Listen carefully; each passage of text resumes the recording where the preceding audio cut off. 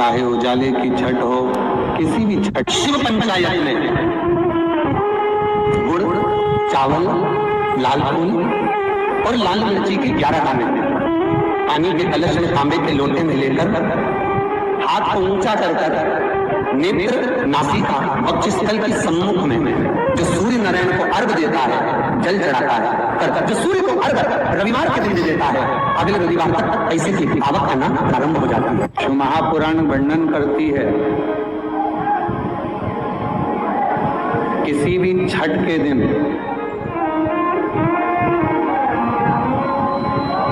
चाहे अंधेरी की छठ हो, चाहे उजाले की छठ हो, किसी भी छठ के दिन अगर षडानंद कार्तिकेय जी महाराज का नाम लेकर 6 बेलपत्र और उस 6 बेलपत्र पर 6 दुर्वा,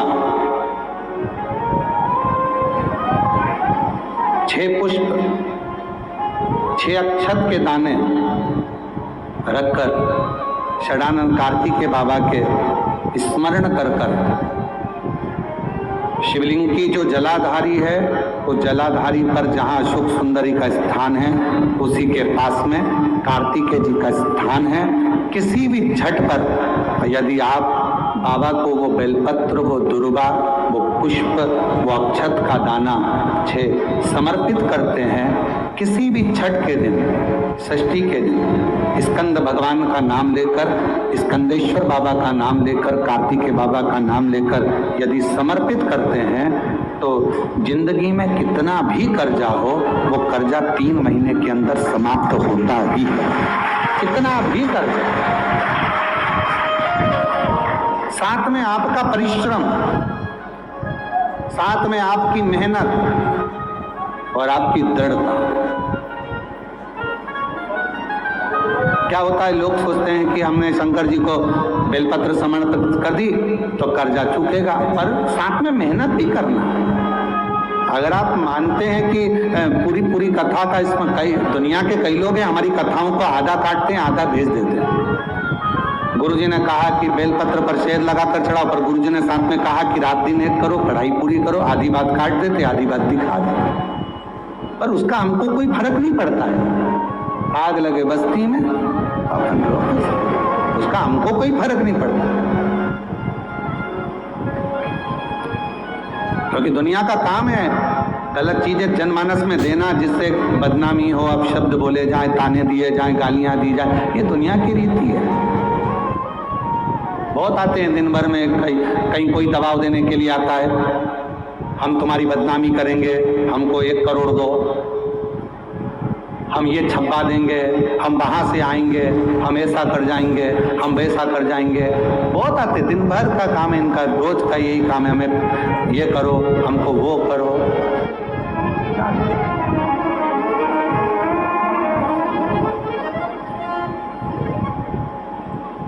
शिव तत्व है, दबाव देने वाले ढेर मिलेंगे, अपशब्द कहने वाले ढेर मिलेंगे, ताना देने वाले ढेर मिलेंगे, पर आप अपनी पूर्ण ऊर्जा के साथ में शिव महापुराण की कथा करती है। 6 बेलपत्र, 6 पुष्प, 6 दुर्वा, 6 चावल के दाने और साथ में अपना परिश्रम पूर्ण करो। छठ के दिन स्कंद भगवान का नाम लेकर, स्कंदेश्वर का नाम लेकर भगवान शंकर के जलाधारी पर समर्पित करो, शिव जी से प्रार्थना करो और अपनी मेहनत को 4 चांद लगाओ। कर्जा चूकेगा जरूर, समाप्त जरूर। कर्जा का मतलब ये नहीं है कि आप कर्जा करे हो तो मेरे से बन नहीं रहा, मेरे प्राण छूट जाए तो अच्छा, मैं तो मर जाऊं, मैं टेंशन में हूं, मैं डिप्रेशन में हूं, बहुत परेशान हो गया, ऐसा हो गया। ना ना, दुख आता है, जब सुख आया, सुख चले गया तो दुख आएगा, तो दुख भी जाएगा, दुख भी समाप्त होगा। उसमें क्या विचार कर, ऐसा तो नहीं है कि दुख समाप्त नहीं होगा, दुख नहीं जाएगा। सुख आया है, जब हमारे अच्छे दिन अगर समाप्त हुए हैं तो दुख भी समाप्त जरूर होगा, फिर वापस सुख आएगा। थोड़ा हिम्मत, थोड़ा धैर्य, थोड़ा हृदय पर भाव एकाग्रित करो कि नहीं नहीं, मेरा शंभु, मेरा शंकर, मेरा त्रिकालदर्शी, मेरा कैलाशी, मेरा अविनाशी, मेरा शिव मेरा दुख काट। अब एक बात सावधानी से सुनिएगा,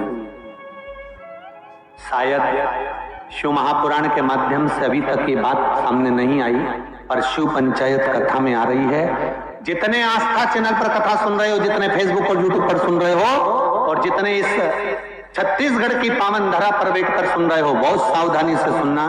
एक प्रश्न हमारे भीतर खड़ा होता है, जब हम सूर्य नारायण भगवान को अर्घ देते हैं, जल चढ़ाते हैं, तो वो जल पृथ्वी पर जब गिरता है तो उसके छींटे हमारे शरीर पर लगते हैं। क्या वो ठीक है? क्या वो श्रेष्ठ है? तो शिव महापुराण की कथा कहती है, जब हम सूर्य को अर्घ देते हैं, सूर्य को जल चढ़ाते हैं, वो पानी जब पृथ्वी पर गिरता है, उसके छींटे हमारे शरीर पर लगते हैं, तो वो श्रेष्ठता का भाव निर्मित करते हैं। वो गलत नहीं हो सकता। कारण अब वो भी समझ लीजिए।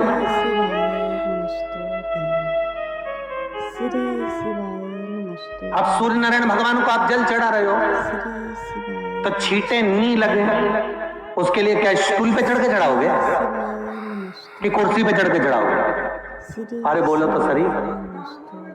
अब कई लोगों के दिमाग में यह बात भरा गई कि हम भगवान को जल चढ़ाते हैं, वो हमारे शरीर में छींटे लगते हैं, जमीन पे से पानी गिरता है, वो हमारे शरीर को छींटे लगते हैं, भगवान को अच्छा नहीं लगता होगा। कौन ने कहा? पहले तो उसको पकड़ के ला।